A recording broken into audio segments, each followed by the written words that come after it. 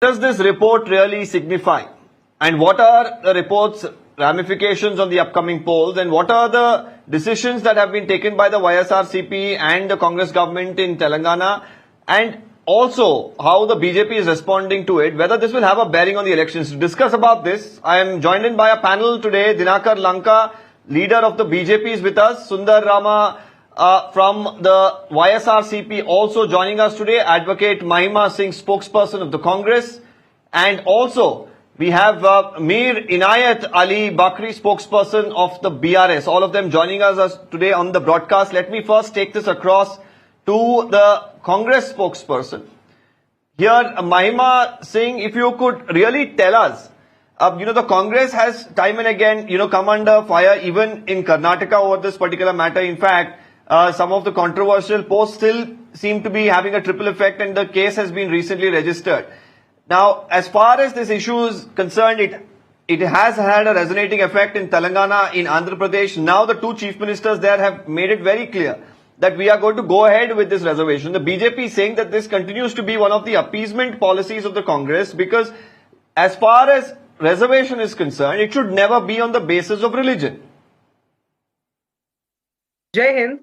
At the very outset, Deepak, I would reiterate the words of one of the national songs that we used to sing during our school time. Mazhab nahi sikhata aapas mein bair rakhna. Hindi hai hum, Hindi hai hum, Hindi hai hum, watan hai Hindustan hamara. So when you're talking about Andhra Pradesh, Telangana, I do not know why are you not also talking about the neighboring state of Andhra Pradesh, where BJP's ally TDP has actually not only given 4% Muslim reservation. You said why should the reservation be based on religion? TDP has not only provided it, but now one of their election agenda is that we will preserve that 4% reservation. Going forward, I want to ask the BJP, and please get the answers on your show. Why has the BJP not conducted the tenure census since 2021? They hid behind the pandemic. They said there was COVID-19, so we could not conduct the census.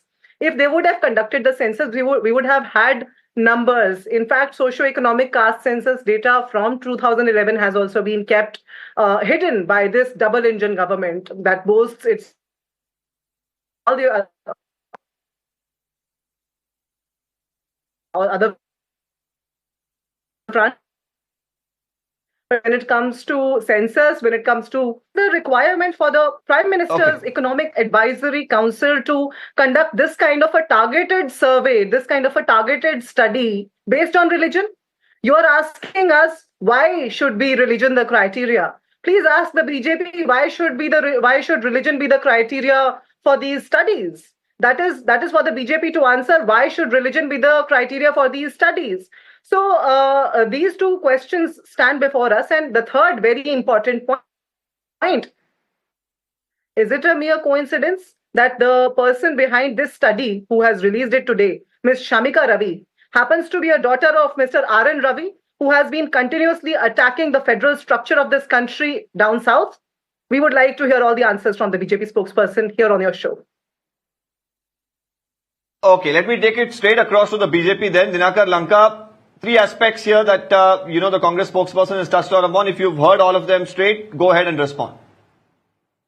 Maji is diverting the whole issue. Here the point is appeasement politics.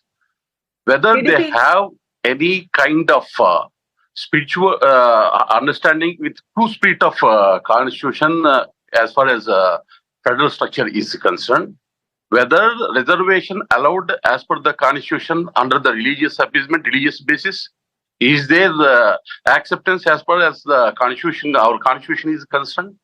It is the Congress party and the parties which has been born with the roots of the Congress party. Always they want to hit the federal structure by abusing the constitution. It is a strike point.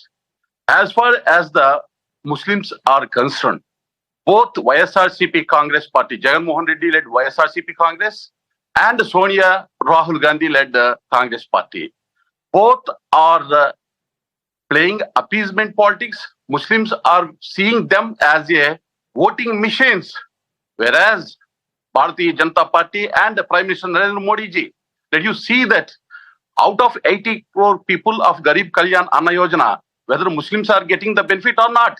4 crore PM Awas Yojana across the country, it was completed. Whether Muslims have been getting or not. Nearly 50 crores Ayushman Bharat cards issued, whether Muslims are getting or not. If you ask that, even Jandan accounts, last 10 years, 37 lakh crores amount direct benefit transfer happened. Whether Muslims are getting or not, we are not seeing the religious and the community as the criteria. Eligible persons, irrespective of caste, creed, religion, and region. Okay, Mr. Lanka, I've allowed you to respond, but now you're not answering specifically to the questions at hand. Let me reiterate and let me ask you pointed questions. One is, be it in Karnataka, while you've had the BJP government come to power multiple times in the last decade, it was only towards the end of Mr. Bommai's term that they actually moved the Supreme Court. They actually decided to take a decision, and then of course the matter went to the Supreme Court, and no changes have been made as far as reservation in Karnataka. This is the 4% for Muslims that I'm talking about. In Andhra Pradesh, you have the TDP, which is your ally. Yes or no? It is the BJP's ally. They are saying that they are not going to do anything about this. They're not going to remove it. So the question here is, why these double standards? And why is it coming up only during the time of elections? And the third aspect is, if you do not have a census that has been conducted, an advisory council coming out with data like this, especially around the time of the elections, is something that is being questioned. So answer to these specific aspects. First point is, as far as TDP is concerned, let you show whether they had put minority reservation, Muslim reservation in their manifesto. Let you show, I will see. And then only I comment. And then I speak about the census are concerned. How it get benefit in electoral process for but has the former Chief Minister, Mr. Chandrababu Naidu, has he said it or not? He's on record.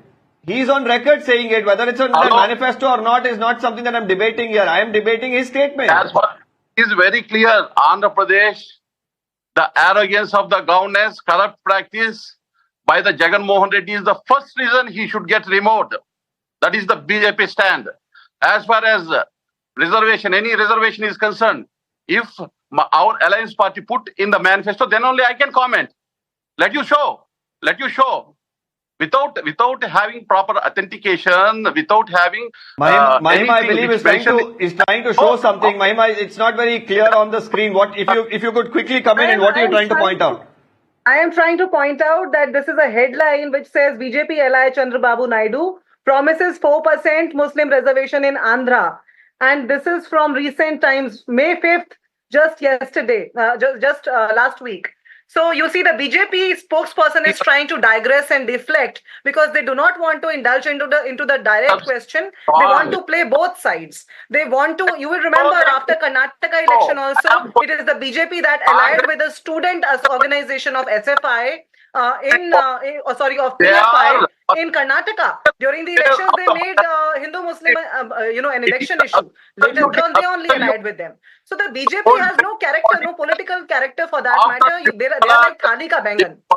Huge amount of the Muslims, women are in favor of the BJP, who are getting the benefits out of the government schemes, union government schemes as a concept of Antyodaya. Well, Mr. Lanka, we are not debating whether the BJP is doing enough for Muslims or not. We are not debating that. Neither am I at this point in time. We'll get into the aspect of whether it's constitutionally right or not to give reservation on the basis of religion. This matter is also in the Supreme Court. The Karnataka government also went ahead and said that we will continue this 4% reservation pending the matter, which will be, of course, heard in continuity. But again, let's not get into the same aspect without answering specific questions.